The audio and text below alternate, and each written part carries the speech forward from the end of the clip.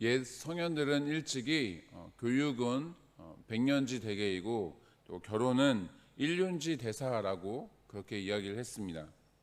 사람이 살아가면서 또 사람들끼리 행하는 것 가운데 교육과 결혼이 가장 크고 중요한 일이다라고 하는 것이죠.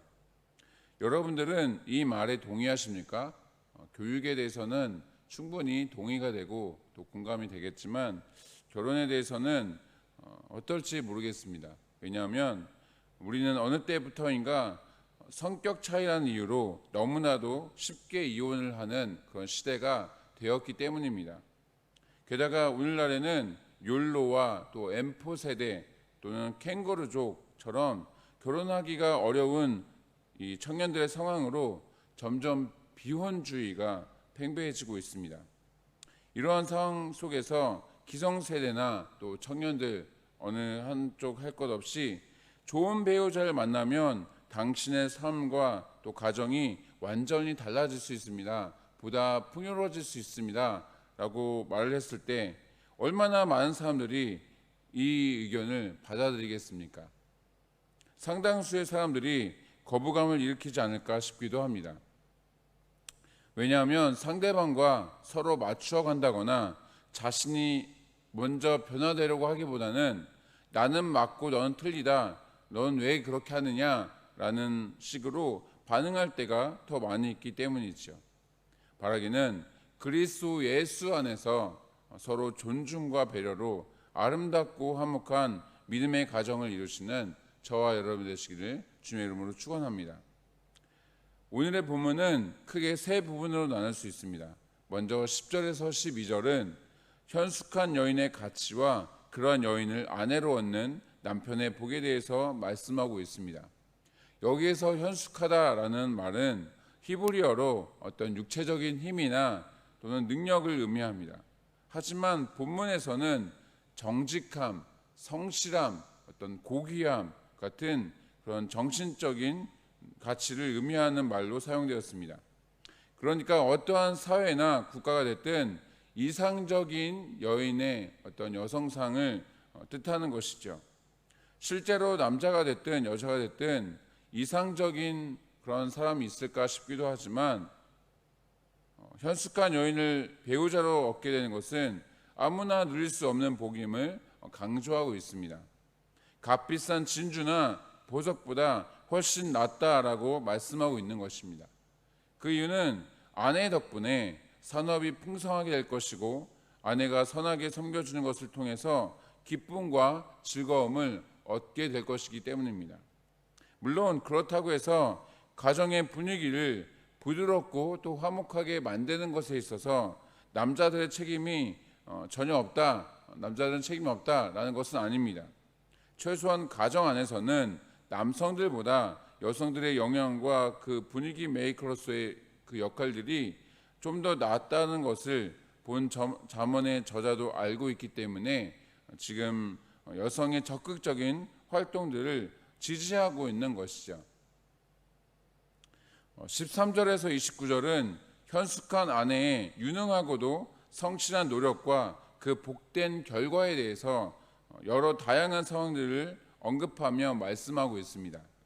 간략하게 살펴본다면 성실하고도 유능한 경제 관리와 가사 경영, 또 사회적 약자들을 위한 자비와 또 구제의 실천, 삶으로 보여주는 어떤 가정 교육 등을 통해서 가족 구성 모두가 풍성함과 또 존귀 여김을 받게 된다라는 것입니다. 여기에서 눈여겨보아야 할 부분이 있습니다. 본문에 등장하는 현숙한 여인이 경제적으로 힘들고 어려워서 또는 일하는 여성이 멋있고 아름다워서 직접적인 노동을 하는 것은 아니다라는 것입니다. 이미 이 여인의 집에는 본인 대신에 일할 여종들도 많이 있고 자녀들에게 또 자신이 해야 할 일들을 위탁해도 또 심부름을 시켜도 되고 심지어 남편까지도 멀쩡히 잘 있는 상황입니다. 먹고 살아가는 데에 전혀 지장이 없을 만큼 밭이나 포도원 같은 그런 재산들도 충분히 있었습니다. 굳이 손을 보태지 않더라도 그냥 여유롭게 취미 활동하면서 하고 싶은 일들을 하면서 살아도 되는 그런 여인인 것입니다. 그럼에도 불구하고 어떤 심심풀이로 재미삼아하는 것도 아닌 아침 일찍부터 밤늦게까지 일을 하는 그런 모습을 묘사하고 있는 것을 보면 쉽사리 이해하기 힘든 것이죠. 간혹 어느 집을 보게 되면 평강공주 컴플렉스를 가지고 계신 그런 분이 계십니다. 이것이 무엇인가 하니 자신의 남편을 바보 온달처럼 여기고 어떻게 해서든 자신이 고군분투해서 남편과 자녀들을 건사하며 집안을 일으키려고 하는 그런 것이죠. 또 어떤 분들은 이 본문을 한국적인 상황을 위해서 종갓집에 시집을 간 며느리에게 잔소리하는 그런 시어머니 정도로 받아들일지도 모르겠습니다. 그런데 본문에서 전달하고자 하는 메시지는 전혀 그런 것이 아닙니다. 하나님께서 그 손으로 수고하는 것을 멸시하거나 무시하는 분이 아니시고 도리어 그러한 자세와 태도를 아름다운 것으로 보고 계신다라는 것을 교훈하고 있는 것입니다. 노동의 거룩함에 대해서도 함께 언급하고 말씀하고 계신 것이죠. 대부분의 사람들이 흔히 블루칼라라고 하는 이 몸을 쓰며 힘들게 일하시는 그런 노동자들 또 근로자들에 대해서 그분들의 일을 하찮게 여기거나 또는 왜 저렇게 저 사람 저런 일을 할까 어떤 그런 것들로 업신여기는 경우가 많은데 오히려 하나님은 그런 것들을 귀하게 여기신다라는 것입니다. 자, 그렇다고 해서 우리 모두가 육체 노동을 하고 또 여성들도 놀지 않고 열심히 일을 해야 하는가? 일찍이 종교개혁자 칼빈은 직업 소명론에 대해서 말씀하셨었는데 세속 직업이 하나님께서 주신 소명인 줄 알고 그 직업 속에서 확신을 얻어서 하나님께 영광 돌리라 라는 것을 말씀하셨습니다. 이것을 오늘날의 상황과 또 본문에 맞게 적용해 본다면 각자에게 주어진 상황과 직무들에 대해서 최선을 다해 감당하라는 것이죠.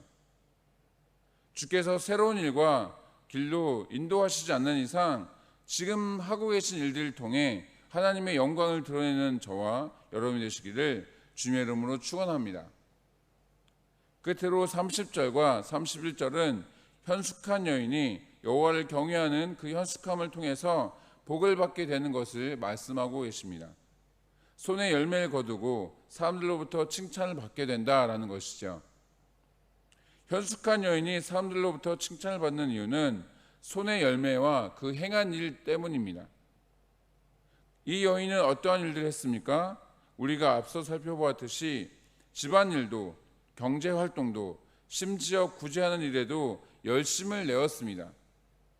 가족들의 절대적인 지지를 받는 것으로 보아서 자신이 하고 싶은 일들을 마음대로 하지 않았다라는 것을 알 수 있습니다.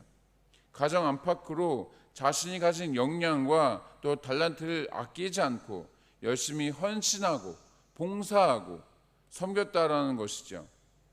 다시 한번 말씀드리지만 모든 여자 성도님들이 집안에서 그냥 계시고 또 가정 경제를 위해 산업전선에 뛰어들라라는 그런 것이 아닙니다. 현재 여러분들이 갖고 계신 어떤 역할들과 활동들이 있을 것입니다. 기본적으로는 한 가정의 아내와 어머니로서 또 그 중에 어떤 분들은 직장인이나 또는 사업가로서 어느 한쪽도 소홀함 없이 하나님을 경외함으로 열심히 잘 감당하라라는 것입니다. 왜냐하면 그 모든 상황과 환경과 일들은 하나님께서 허락하신 것이기 때문입니다. 오늘도 그 믿음을 가지시고 최선을 다해 살아가시기를 주님의 이름으로 축원합니다. 말씀을 마치겠습니다. 우리나라는 유교 발생지도 아니면서 종주국인 중국보다 훨씬 더 유교 사상이 발달한 나라입니다. 남녀 평등이 상당 부분 이루어졌고 또 몇몇 부분에서는 오히려 여성이 상위에 있는 경우도 상당 부분 많이 있습니다. 그런데도 여전히 남녀를 불문하고 가부장제에 대한 의식을 갖고 있는 것입니다. 남자들이 주도적으로 무언가를 결정하고 또 이끌어가고 경제적인 부분을 포함해서 주된 책임을 져야 한다라는 것이죠.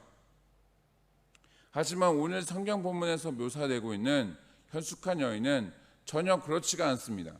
오히려 모든 주도권을 가지고 있는 듯한 그런 모습마저 보이고 있습니다. 이것은 무슨 뜻이겠습니까? 역할의 구분은 분명 있겠지만 어느 한쪽이 가족을 이끌고 책임을 지는 것이 아니라 동등한 입장에서 각자 맡은 역할들을 열심히 감당하는 것이 하나님을 경외한 자의 삶이라는 것입니다. 바라기는 여러분들이 맡고 계신 모든 일들에 대해서 하나님께 감사하시고 또 그 일들을 통해 하나님께 영광 돌리시는 저와 여러분 되시기를 주님의 이름으로 축복합니다.